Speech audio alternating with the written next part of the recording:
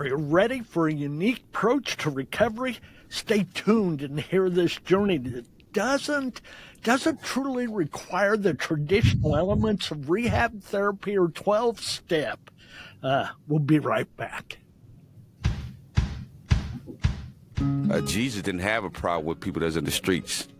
He had a problem with religious people. How can I help anybody when I was not even able to help my own son? I would never do that. And I became that in a matter of minutes when they took my pain pills away. And I said, I'm not where I want to be, but thank God I'm not what I used to be. This is Faith in Your Recovery. I am Randy Davis. Welcome to the battle. Hey, welcome again. We're glad you've joined us here at Faith in Your Recovery. I'm Randy Davis, and we have with us today the founder of Freedom for Life. His goal, his desire is to liberate men and women from their addiction, the struggles that go with it, and help them find true freedom for their lives. But we'll hear more from him. Welcome, Patrick Jones. Randy, so glad to be here. Great pleasure to be on here with your audience.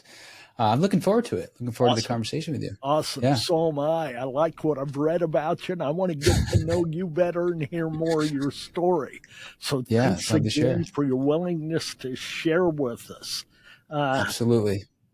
Let's begin. Tell the folks a little something about yourself. Let's begin with a little personal touch, and then we'll get into the backstory and today's present victories.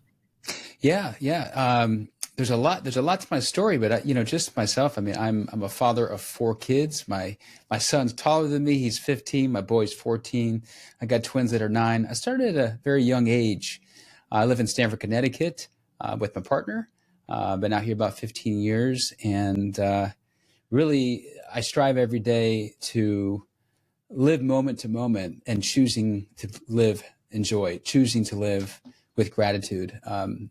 Life comes at us at different angles. We have ups and downs, and I tell you what, the most important thing is just to be grateful for what you have. One, you get more for being grateful for what you have, and I've seen those benefits. But more importantly, it feels good to be in gratitude. Like, it creates this joy. And so I strive to stay, positive and empowering and choosing that moment to moment. It's a choice, isn't it? The circumstances aren't always, but how we'll deal with them and how we'll let them affect us, that's our choice. And I'm sure you've witnessed that in a very personal way. And before we're done here, we'll know more about that in your life. Absolutely. Let's go back, Patrick, to, I read in the bio that you sent us, you struggled with addiction for like 20 years, yes? Oh, yeah. Yeah. It was quite the struggle. There was a lot of moments in my life that, because I was in such a dark place, it was so numb. It was so numbing.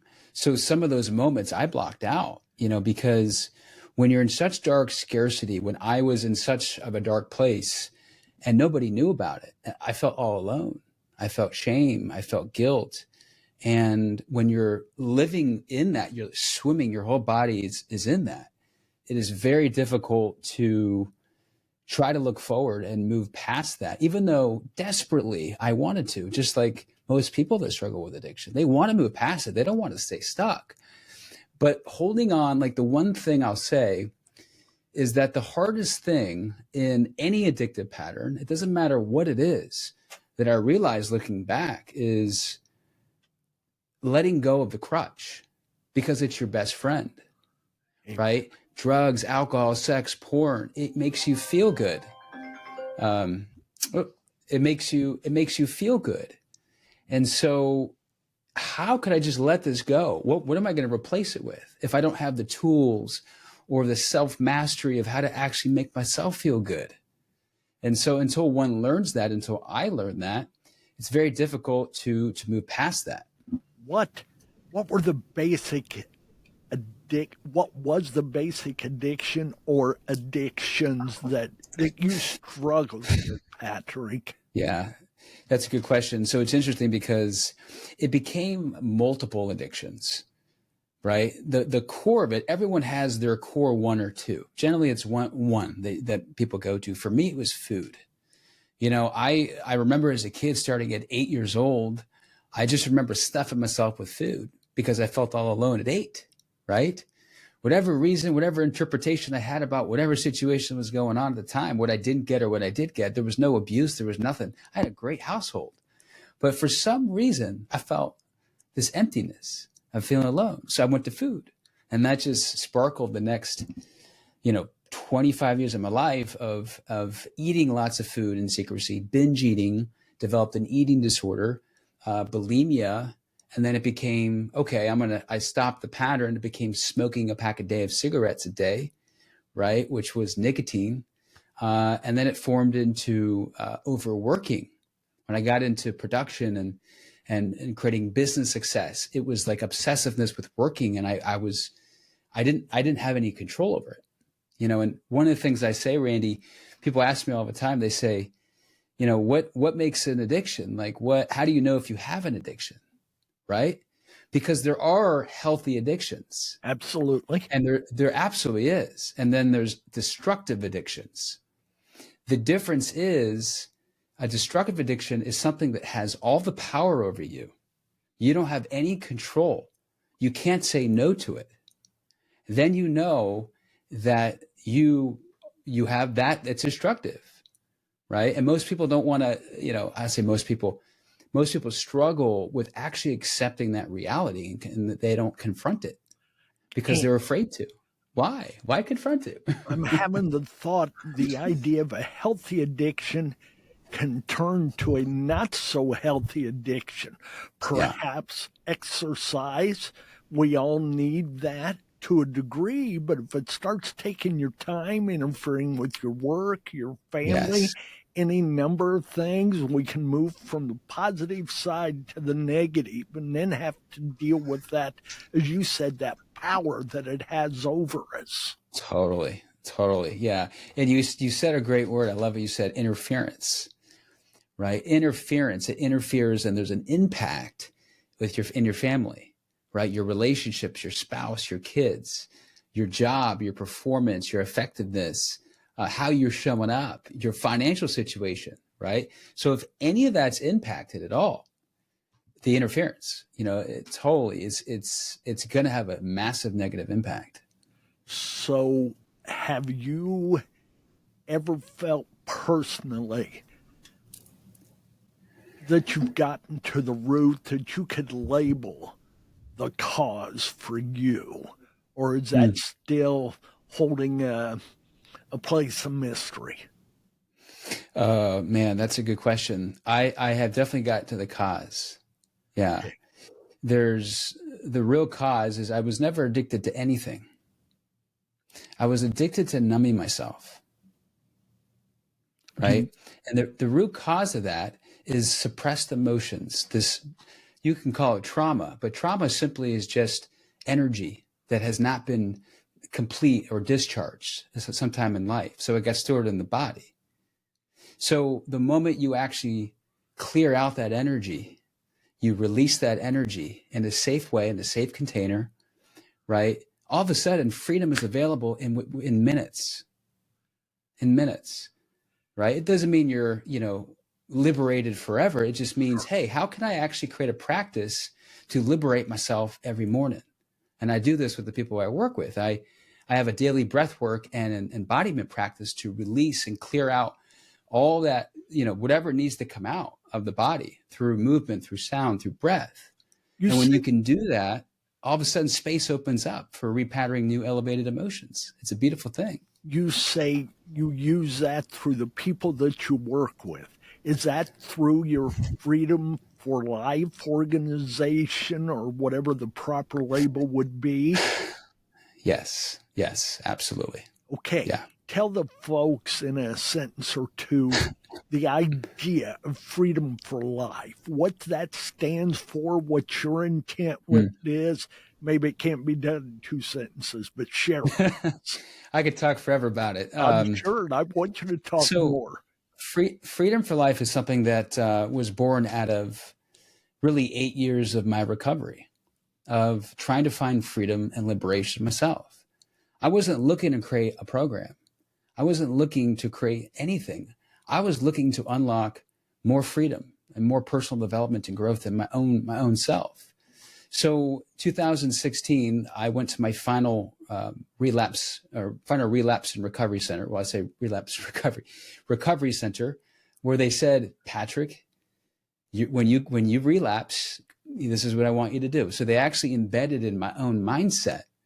They said, when you relapse, come back here and pay 50 grand to us again. I'm not saying anything negative about treatment centers. They have their place. Absolutely. They have their place for stabilization, and it was needed for me multiple times.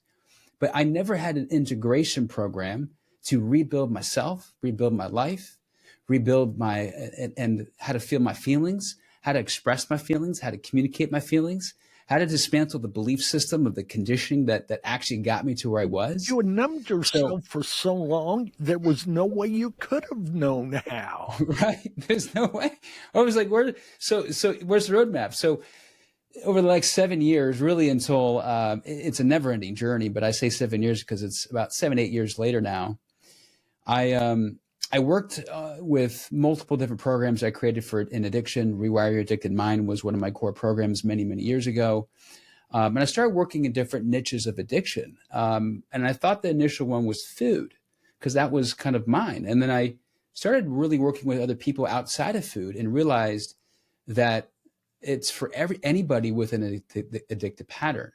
And as I evolved over the last 3 to 4 years, 5 years, as I unlocked different levels of freedom, in my mind, in my body, in my relationships, healing more from my past, all these things, I realized there were really 7 stages of recovery that I went through to get to where I am today. And that's what the whole 7 Summits of Freedom is.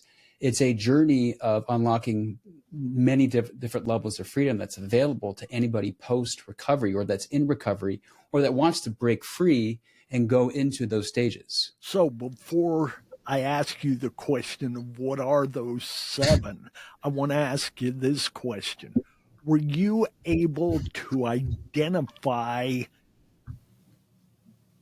the lack of those freedoms? Could you label them at that time? Or is it in hindsight that you are able to label them? That's a really good question. No labels at all whatsoever. I did not know what was available until I asked myself the question, what's next? Am I willing to go deeper? Am I willing to explore? Am I willing to be growth minded? Am I willing to look at what's the next level for me of growth? And by investigating those thoughts, I was able to find a training, a transformational experience, go to Thailand and do 30 days of healing. I was able to do all these experiences because I stayed open-minded to more growth. Okay, go ahead now, if you would, share those 7 with us. Sure. Let me break it down. So the 7 Summits of Freedom, stage 1 is there's awakening, right? So waking up to confront really your current reality and reclaiming your power, because people that come in this first stage, they feel powerless, right? Especially coming from other programs or other ways of thinking. It's about dismantling their belief system and reprogramming more empowering narratives. And I have a special tool that they use to actually rewire their neural pathways that they can use to dismantle those belief systems on a daily basis. The other part of that is really, Randy is telling the truth. We live by a specific way of operating, which is telling the truth. Because one of the things that I identified in addiction that fueled my behaviors was lying, was secrecy, was hiding, and not telling the truth. So by getting back into integrity is by telling the truth. And I'm talking truth and exposing everything. So we confront that current reality. We start to create what I call emotional fluidity and unblock suppressed emotions that fuel these addictive behaviors. And that's really the first stage to it. Once that is achieved, then we go into detox peace. It's a purging of all the stuff that you've confronted, right? All the current reality you have. Now it's time to purge the entire system, right? So you can get radically present in the moment. And so this has a nutritional component, but more essentially it's a releasing component, releasing and purifying the negative thoughts and the stored emotions. And once that happens, Randy, this interesting happens every time, is it opens up a space, this like space of being, right? A space to connect with yourself and peace, right? Because then what happens next is opening up the gap for healing.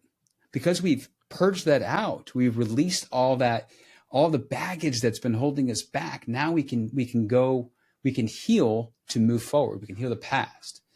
And in that, we have different practices that are done, something called somatic repatterning. I am a somatic breathwork therapist, and I use a lot of repattering, and I teach daily practices to repattern those emotions and clear out that other stuff. And all of a sudden, trauma from the past gets cleared out.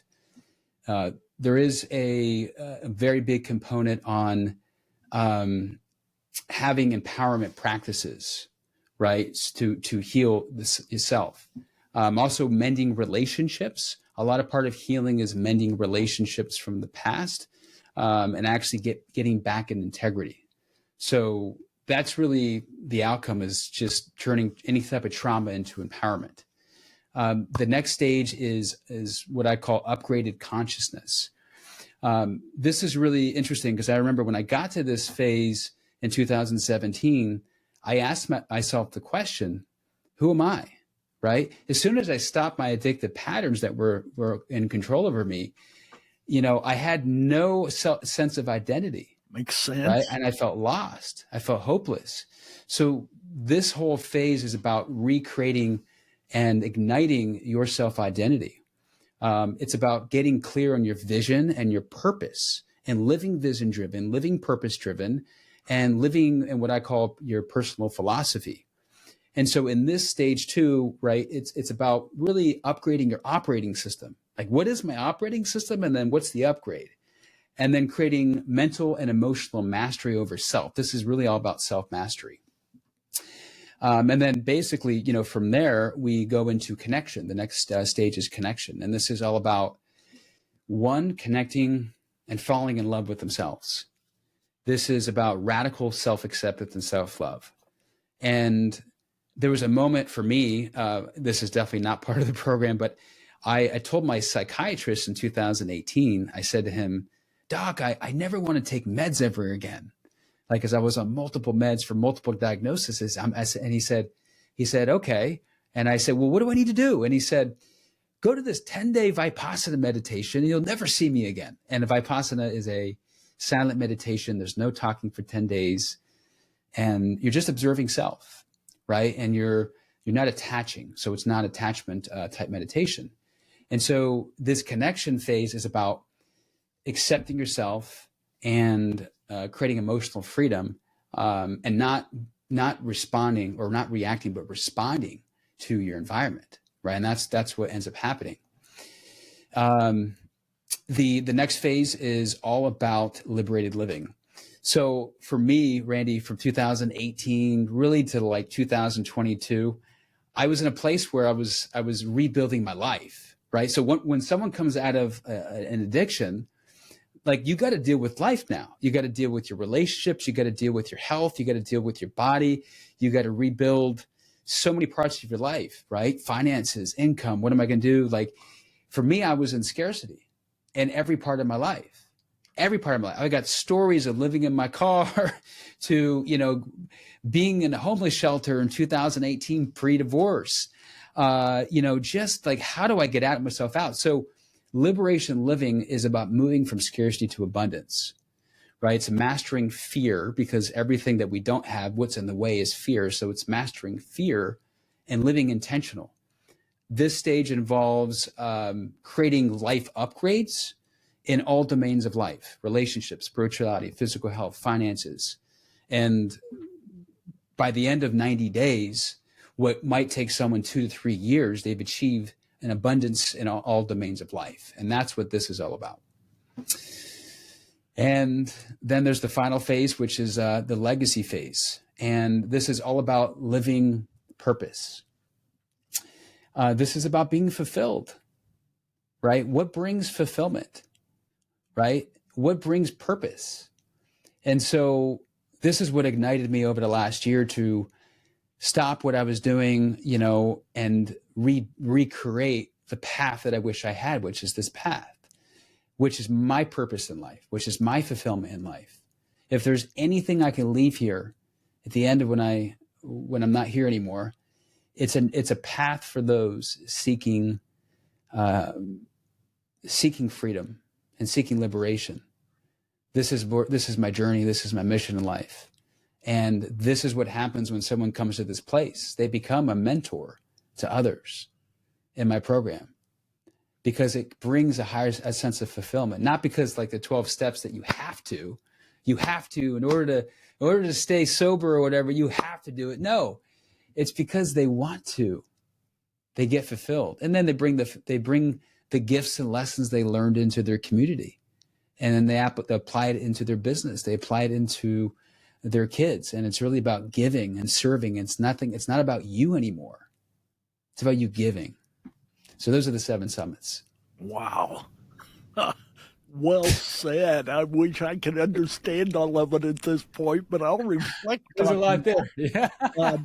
I pick up so many nuances from some of the other recovery programs, parallel thoughts, but then you blow them away with something like, you're not forced to do this. It's not even truly expected, but you do it out of the goodness and the sincerity of your heart with that honesty that you finally gained. What was as you look back, what was the hardest level for you to achieve within that? And I know none of them were easy.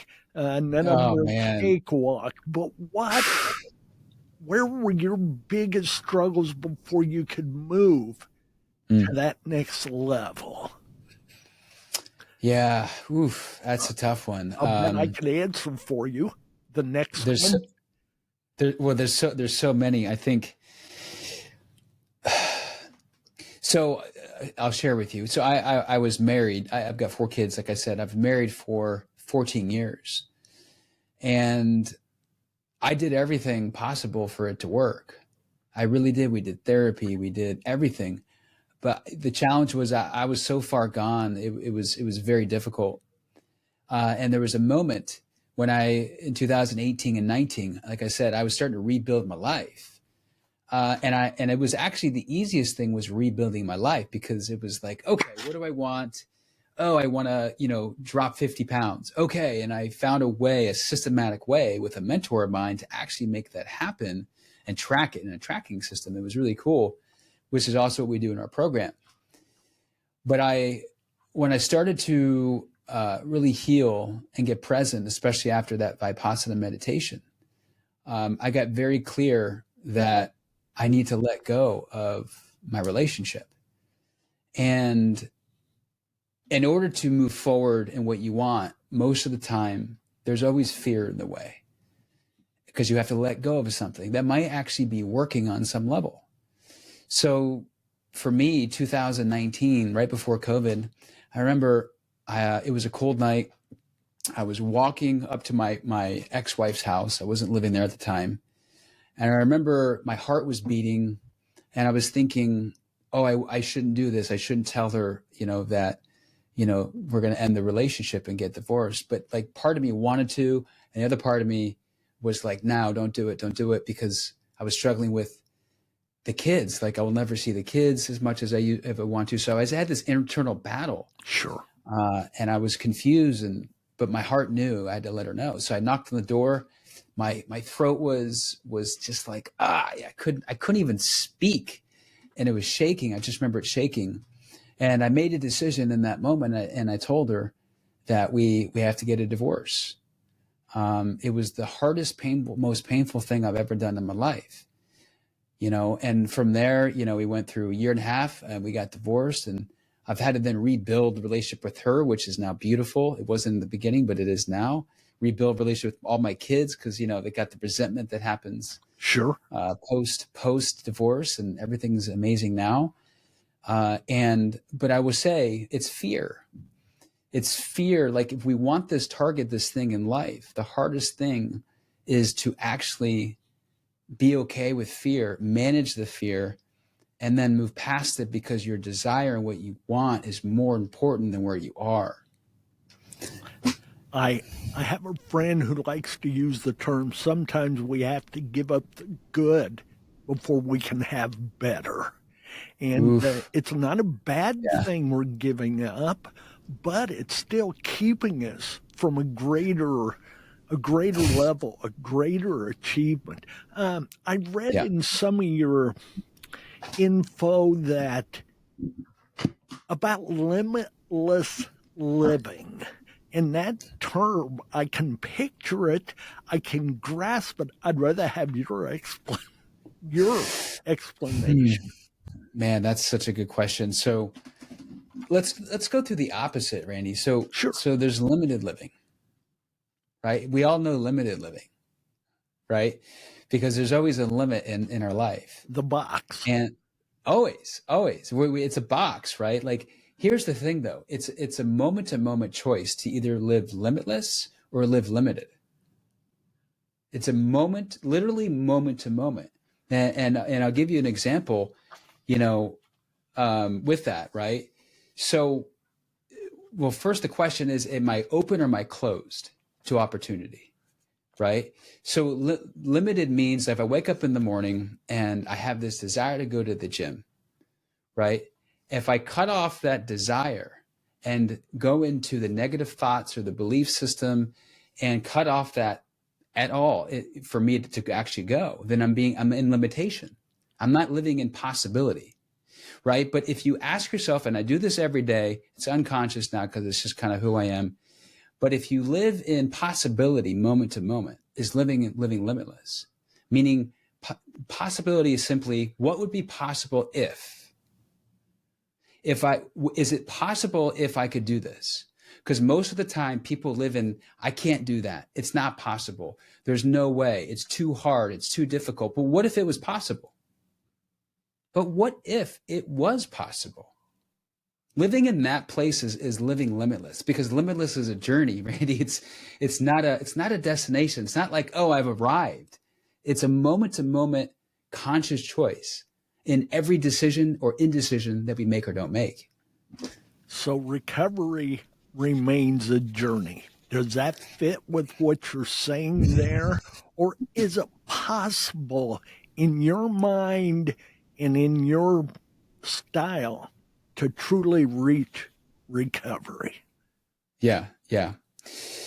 So there begins to get a point in your recovery journey where you dismantle the identity of recovered or recovery. It no longer is in your vocabulary.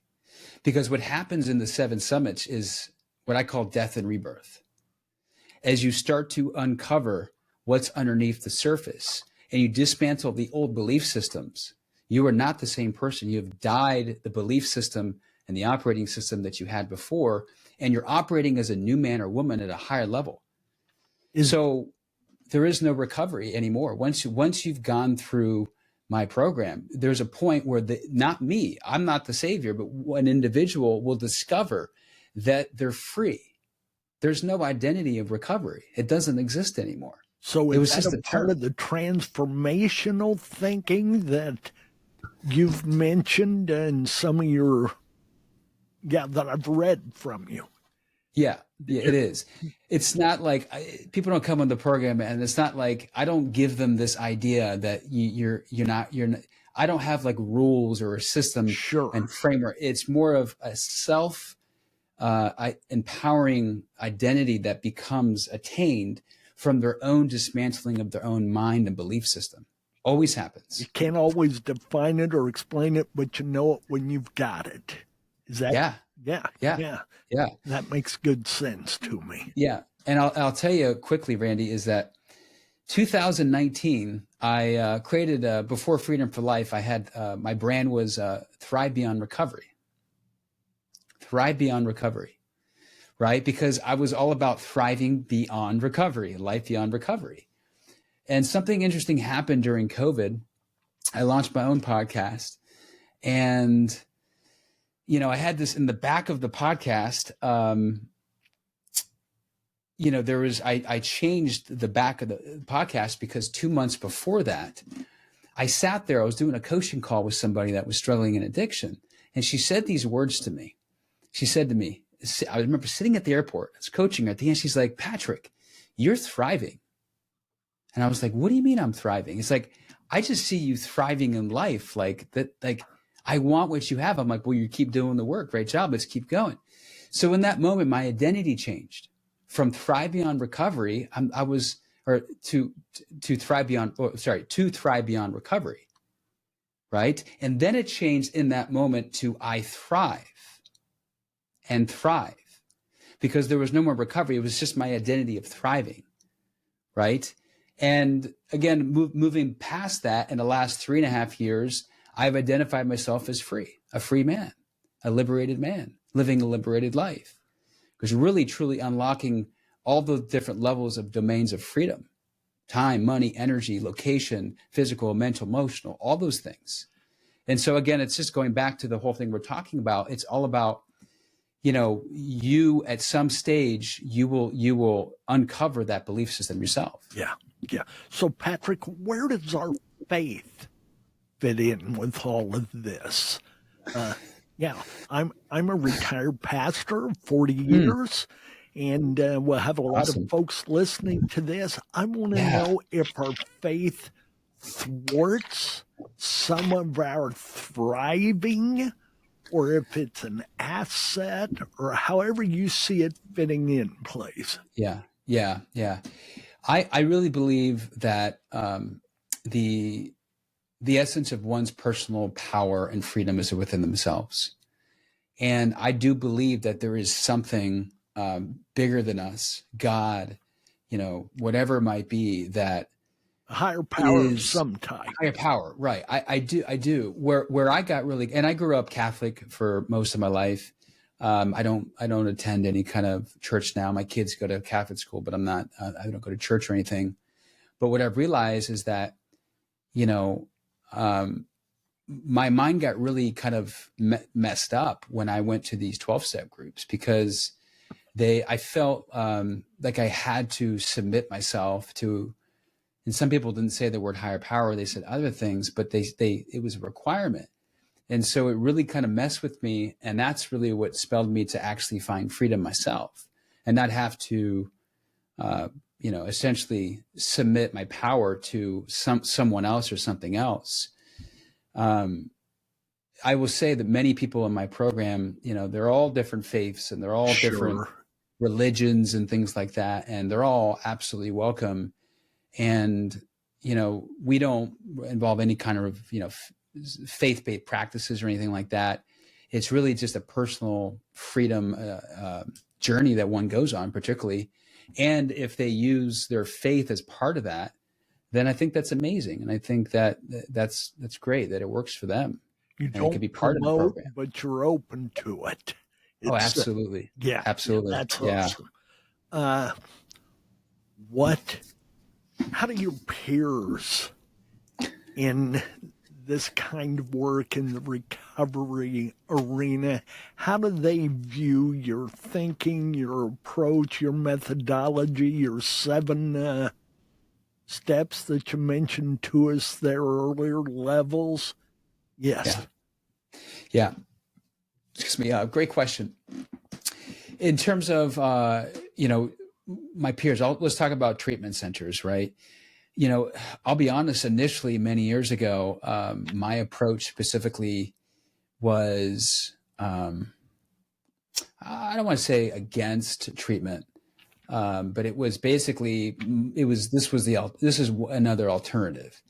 And it is. But what I came really clear on over the last 2 years was the importance of treatment that I needed. Like I said, I needed a team. I needed a place to go to stabilize. Right. So what I've done is I've actually partnered with treatment centers as their integration program to bring people into afterwards.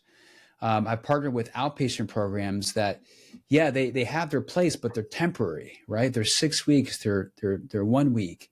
The problem is then people don't know what to do next in between, right? That's why they go back. I really strongly feel, and it's been told to me from my peers, that this type of program is needed for, 6 months, for this period of time to integrate and to achieve different levels of recovery and have someone coaching and working with them that's been through it.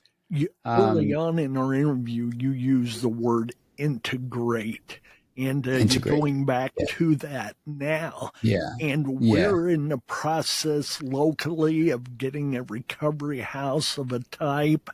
And it's going to be a matter of helping those individuals integrate back into a healthy lifestyle, to give them more time, to give some discipline, et cetera, et cetera. But I love that. Yeah. I think we're on the same path of thinking there. We're getting near the end here. So, Patrick, what do you want to express to the folks? What's something you want them to hear if they've heard nothing else? Let me ask you this. Your audience, I mean, they're listening now. What's the biggest struggle that they have? The biggest struggle, if it's something specific that you're aware of? I am not. Okay. I truly couldn't answer that. My first thoughts, their addiction, excuses. You had that in there somewhere, but I can't answer for them. But from those I have heard from, I know those are both high. Yeah. So let me go. I'll talk about this. Yeah. So excuses and addiction, right? Obviously addiction. Here's the interesting thing is, I'll share. Those things are normal, first of all. Absolutely. Right? Being human we all have excuses. We all have different type of destructive or non-destructive addictions. What I want to say is that there's a opportunity to actually not engage in that behavior by pausing, by stopping in the moment and pausing and doing what I call somatic tracking, right? Where am I right now? Because here's me right now, and here's my mind saying, go do this or go do that, right? And react without actually getting in touch with what's actually going on here in my body. Because this body, this electrical system, the nervous system, is just in a fight place. So what needs to happen is to get grounded in your body.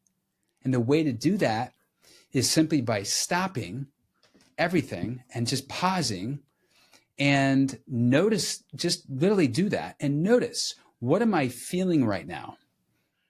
Oh, okay. And what sensation am I feeling in my body?